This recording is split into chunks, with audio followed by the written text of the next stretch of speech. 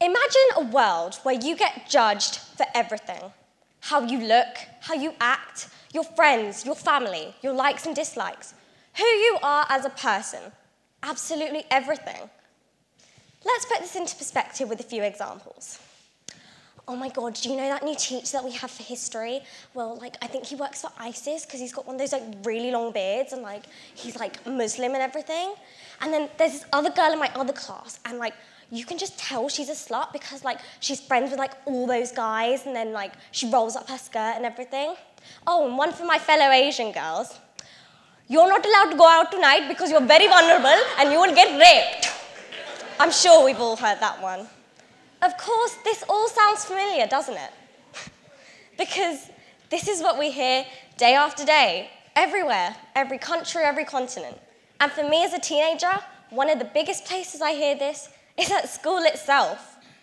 We get stuck with these labels like slut, whore, hoe, Asian, terrorist.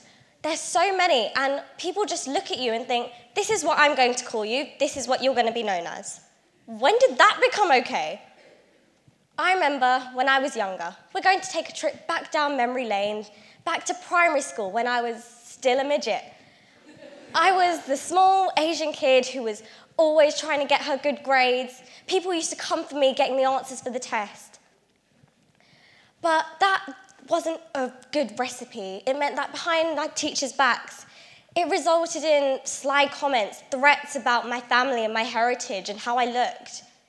And soon it developed into something much, much worse.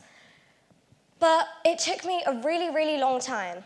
I used to have sleepless nights until one day I found myself standing in front of the mirror and asking myself, how can I like me when no one else does?